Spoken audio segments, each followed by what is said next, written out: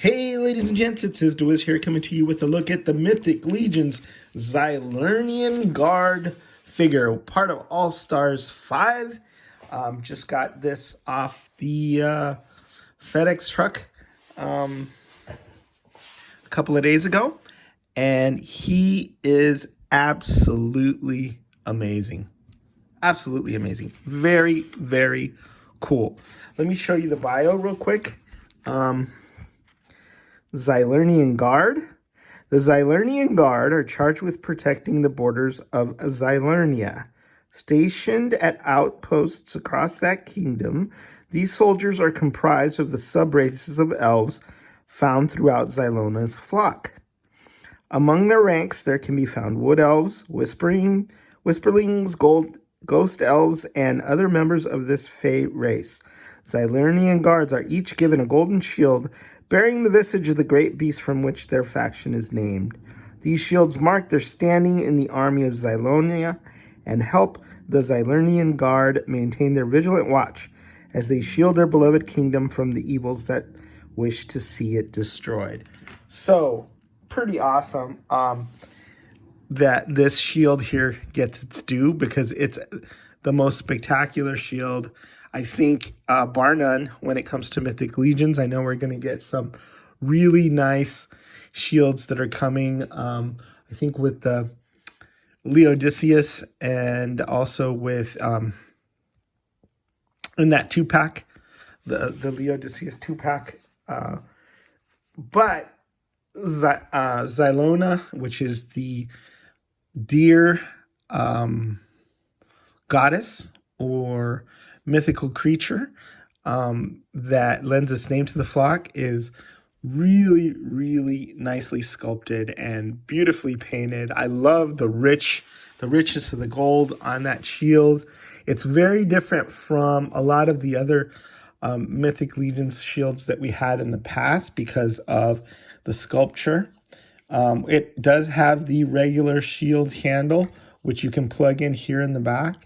But the cool thing about this is that you can pop and swap on the shields because of this nifty little feature here, where you can stick the adornments on or off, pop and swap. And I imagine there'll be a lot more of these to come, and just create more variety on your shelf and more variety for your figures. I guess you can also use this as a sort of ornamental shield as well, and that, I think that looks pretty spectacular as is. I don't know why you would want to do that, but I like it, you know. But of course, options galore is what this particular figure is about, I think, and I'm gonna have tons of fun because this is so ornate and so beautiful that I can't wait to get a bunch more shields. You can see that up here the antlers are flexible. Down here they're nice and sharp, a little less flexible there, but this is a bit of more of a flexible plastic, and then the shield is the harder plastic. But I can see like the pop and swap options on these shields, and the customization options are going to be totally endless and beautiful. Just a work of art. Whether you've got a dio where you're hanging this on the wall or whatever, it takes the whole figure to a whole other level having that particular shield accessory with it. Another cool thing, and a couple of different display options, is the fact that this comes with a loincloth that is, it's posable because it's wired. So, you can pose that whichever way the wind blows and have it look cool. But if you don't want that, and I'm imagining that you could use that to seat him on a horse so that he can be sitting on a horse and it won't be hampered by regular loincloth, which is also comes with this figure, and it's this green loincloth. When they come straight out of the package, this loincloth is plugged in, and then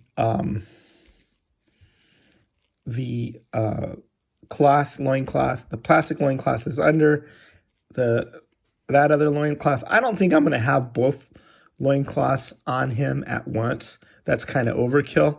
I think what I will do is I will use this loincloth if he's on a horse, and then this other option if he's just sitting there. And then I'll remove this wired loincloth, because I really like, I think I probably prefer the plastic one, but obviously that limits your options when it comes to mounts and having some of these horses mounted. I don't think anybody's going to go with the double loincloth with the cloth loincloth over the plastic loincloth. But you know, you could do that if you wanted to.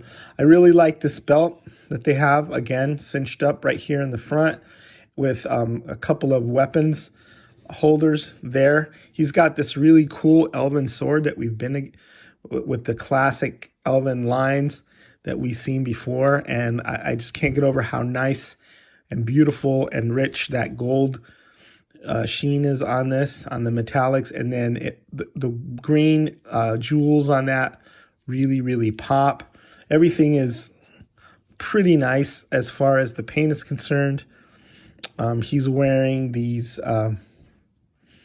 shoes, so some nice comfy shoes, and with his armor. I'm imagining that a lot of people are going to take and use this green top to make Doctor Doom if they haven't already, because this is like the perfect armor for a Doctor Doom. The other thing that's cool about it is that you get a couple of different head options, and this helmet has a visor that goes up and down. It looks really cool.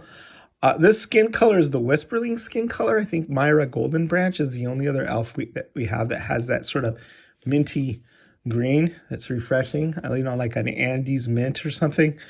And some people are having trouble getting their heads around elves with green skin. But, I mean, come on. If you're a Marvel fan, the Hulk has green skin. So why can't elves have different skins? Blue, you know, black, white, brown, whatever. But 1.0 body on this elf. This helmet looks really good, especially I really like that decorative cross there on one side. I imagine that's going to be popular with the Templars. I like the touch of gold that he has right here.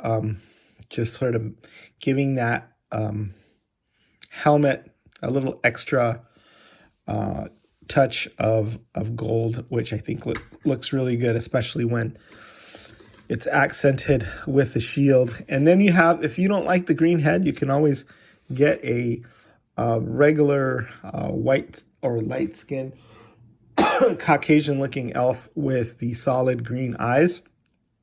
It's the same head. It just looks completely different because of the complexion.